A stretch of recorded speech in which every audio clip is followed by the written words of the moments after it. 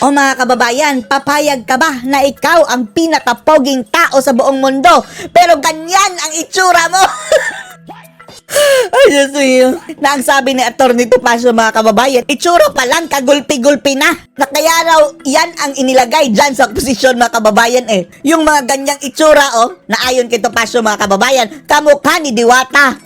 Dahil pang-aasar lang daw mga kababayan. Kaya naglagay si Ngagba dyan ng taong kagulpi-gulpi ang itsura. Yung tipong wala pa raw ginagawa mga kababayan, ang sarap na daw sapakin ang mukha.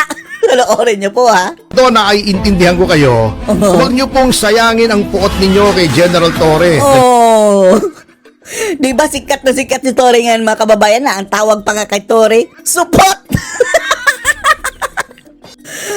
Sotpi daw mga kababayan. Pisot sa Tagalog, supot. Diyos mio. Ano na nga itsura noon magagalit pa kayo. Ganyan na daw ang itsura mga kababayan, magagalit ka pa. Ay, Diyos mio. Kapag yan ang masasalubong mo sa hating gabi mga kababayan sa sa liblib na lugar, tapos may dala kang pala, Diyos mio. Ewan na natin kung hindi ba yan makahampas mga kababayan, Ganyang itsura. Ano ang sabi ni Topacio mga kababayan mukha pa lang kagulpi-gulpi na. Hindi ko nga malaman kung baka sinadyangang naka-front si Torre roon kasi alam nyo, hindi Bagong Pilipinas, bagong mukha. Diyos mio.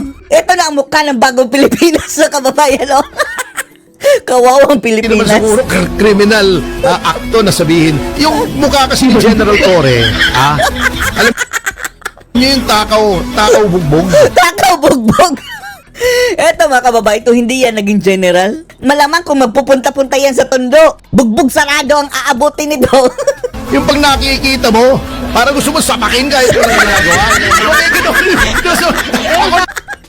Gusto sapakin kahit walang ginagawa. Ay nako, itsura pa lang. Masyado naman kayong judgmental. Pero hindi ko kayo masisisi. Malakas ang ebidensya mga kababayan, Kali ako di ba? Sabi ng judge, baka mag-file ng kaso si Torre ba? Anong ebidensya mo? Nakagulpi-gulpi ang itsura ni Torre. Judge, andyan ang litrato. Sabi ng judge, oo nga, dismissed. Nakabugbog. Kaya walang ginagawa na doon sa kanto. Parang gusto mong sapakin. Itsura pa lang mga kababayan, walang ginagawa, gusto na daw niya sapakin, Itong itsura ito. Bakit magagalit kayo kay General Torre? Oh. Ito, didepensahan na kita, partner, Bok.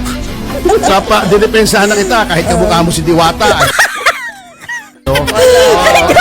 Si Diwata. Hindi dapat magalit sa'yo because I know you're only following orders. Maaaring nakakainis yung mga style mo, pero Nagyabang kasi yan mga kababayan dahil nakasandal sa matibay na pader. Kung wala na yung pader na sinasandalan yan, sino mismo nagsabi tatakas yan sa ibang bansa mga kababayan kapag si Sara Duterte na ang presidente. Ang tanong, saan mo nakuha ang iyong pera? Dahil kapag mapapatunayan mga kababayan na tumatanggap ito ng additional allowances, under the table na allowances, dahil sa kanyang ginawang pambababoy kay dating Pangulong Duterte, Pinakibuloy at iba pa. Hindi lang yan magpupunta sa ibang bansa, kundi Bartolina yan. At dyan na mga kababayan, kahit wala yan gagawin, magugulpi siguro yan ang mga kasamahan niyang preso. hindi ka naman inutusan, ay hindi mo naman gagawin yan. Alam po namin yan, trabaho lang po yan. Magalit kayo doon sa Commander-in-Chief. Ang lalaki ng ipin mga kababayan, parang yung pangbukas ng tansan na yung takip ng soft drinks. Lika dito, open this. Yun na nagutos Huwag kayong magalit kay General Torre. Misplaced yung inyong anger. Ano ngayon kung magagalit kami? Nagagalit din kami kay Torre and then kay Ngagba. Doon kayo magalit. Lahat galit kami lahat sa kanila. Commander-in-Chief. At hindi naman po krimen na sabihin na magalit kayo sa kanya sapagkat kagalit-galit po naman talaga ang ginawa niya. Krimen ba mga kababayan kung ganito ang iyong itsura? Sabi ni Topacio, itsurang kagulpi-gulpi. Tinitingnan mo palang mga kababayan, gusto mo na lang supakin. Sabi ni Topacio. Labag sa mata. Bakit yung mamamayan ibinigay mo roon? Hindi ba kabaliwan yun? Kabaliwan, Eto si Topacio na believe tayo mga kababayan. Walang preno sa mga sinasabi mga kababayan. Hindi rin nakakasuhan. Malamang ipapadisbar ito mga kababayan na mga ngagba. Nag-iinit na ang ulo ni Justice Secretary Boying Rimulya sa kanya mga kababayan dahil tinalo niya mga kababayan sa kaso ni Tevez.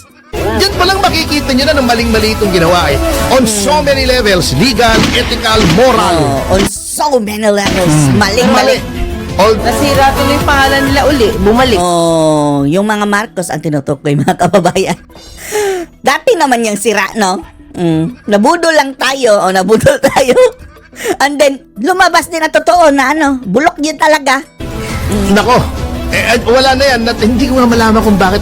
I cannot wrap my head around the fact na binigyan ka na ng pagkakataon after 40 years. Akala siguro nila mga kababayan na hindi na sila bababa dyan sa pwesto. Siguro yan ang plano. Kaya ngayon pa lang nagpakita na ng totoong kulay dahil anyway, hawak namin ang kapangyarihan. Wala kayong magagawa kung hindi kami bababa sa pwesto. Kaya ang aangas mga kababayan, bago-bago pa lang napakita agad ng totoong kulay. Naibangon yung pangalan mo, itong ginawa mo. Hindi bumangon, bumangag mga kababayan. Grabe. Kaya minsan ewan ko kung ano na nangyayari dito. Incompetent ang ating DA. Kasi incompetent kasi nang namumuno mga kababayan. Kung incompetent ang presidente, yan din ang mga tauhan niya.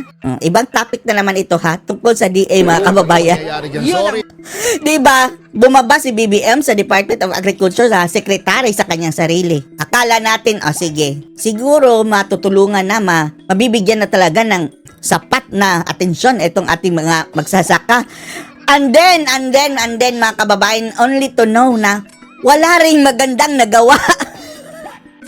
1 taon na, mahigit 2 taon na ba? Magda-2 taon na mga kababayan yung secretary na Department of Agriculture ni PBBM mga kababayan. Naewan lang natin, nagsasaka ba yan sa ibang bansa? Dahil sa tuwing nag-a-abroad si BBM, andun mga kababayan sumali-sali. May mga magsasaka ba sa ibang bansa? Ewan lang natin. Alam mo yung tatay, sabi ni Topacio, incompetent. yung tatay niyang ating sekretaring yan, kaibigan ko. Kaya lang sad to say, wala nangyayari. Yun nga po Kaya nagugutom. Kaya nagtataka pa ang Malacanang. Nagtataka ang Malacanang mga kababayan. Ayaw nilang tanggapin yung survey na maraming nagugutom ngayon. Samantalang nung nagpalabas ang Okta Research mga kababayan, SWS na mas maraming pro Marcos at pro Duterte. Believe sa survey. Totoo yan. Ngayong iba ang nilabas na kababayan ng SWS at Okta Research. Maraming nagugutom. Fake news. Isang kaululan. Diba? Why? Sabi, bakit nagugutom ang mga tao? Diba? Nagtanong yung PCO. Sabi niya, yung Lucaret daw mga kababayan, alam niyo na kung sino. The overacting secretary. Kami, may mga proyekto naman. Bakit sinasabing nagugutom pa yung mga tao? Simple. Hindi effective yung proyekto nyo sapagkat ang proyekto Anong proyekto nila? Ayuda? Ilan lang ang nabibigyan yan? nyong akap. Tapos ginagamit pa ngayon sa pangangampanya. Tapos, ewan lang natin kung full ba ang ibinigay mga kababayan. Ang naaayudahan ay kanilang mga kakampi lang na mga politician. Ang AIX, kung ano-anong kapuitan. Kapuitan na maitim. Si dole out po yan, dole out. Ang dole out po ay temporary. Yun. Ang Band-aid solution. nakakapagpaganda ng standard of living, unang-una infrastruktura na tinanggalan nyo. Nasaan na? Wala talagang mga big ticket infrastructure mga kababayan, Animal, ang proyekto puro ayuda. Ng budget. Ng budget. Yung transportasyon. Yung mga opening ni BBM dyan, yung mga naumpisahan ni PRRD mga kababayan. Wala siyang inumpisahan na kanya. O yung military natin, isasabak nyo. Ito marami tayong pag-uusapan ngayon. Yung sinasabi nila, yung prepare for Taiwan. At mukhang i-epal pa mga kababayan sa gulo ng Taiwan at China. Ay nako. Ano ba to? Ano ba tong taghahanap ng sakit ng ulo?